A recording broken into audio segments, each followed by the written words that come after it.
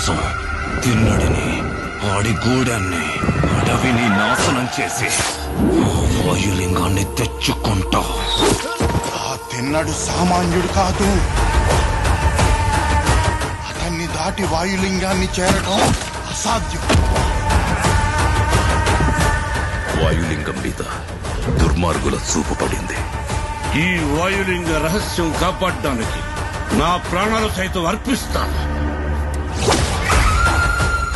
ఈ గూడెంలో ఏ బిడ్డకి ఆపద రానివ్వను. ఇది నా ఆన, తిన్నడి ఆన.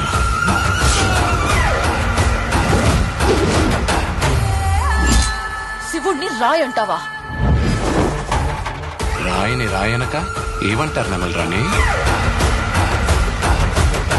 వినపడని వాడికి విన్నపాలెందుకు, వీళ్ళకి దండాలెందుకు? దేవతని ధిక్కరించేవాడికి, పెద్దల మాటకు విలువ ఇవ్వనోడికి ఈ కూడెంలో చోటు లేదు.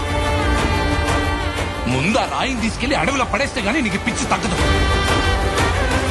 తప్పు మామ, అలా అనకూడదు.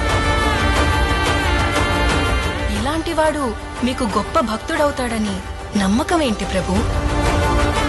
నీతో పాటి నేను ఆ సమయం కోసం ఎదురు చూస్తూ ఉన్నాను.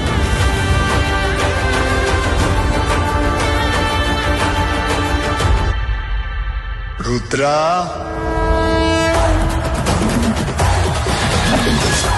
ఎవరు నువ్వు? ఆ పెద్దోళ్ళందరికంటే నేనే పెద్దోడిని.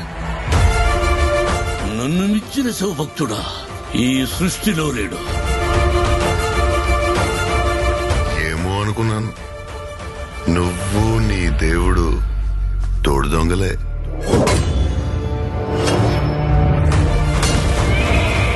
శివయ్య అని మనసారా పిలువు. అది జన్మలో జరగదు. ఓ సంతటోడివా? వెలి విద్యలో నీకన్నా గొప్పవాడొకడు ఉన్నాడని తెలిసి అతని బొట్టని వెళ్ళి తెప్పొట్టించింది నువ్వే కదా. వెళ్ళబోయా, వెలికి నుంచే. నేనింక నిన్ను వదలను. ఇది నా అన్న, తిన్నడి ఆన. శివలీల.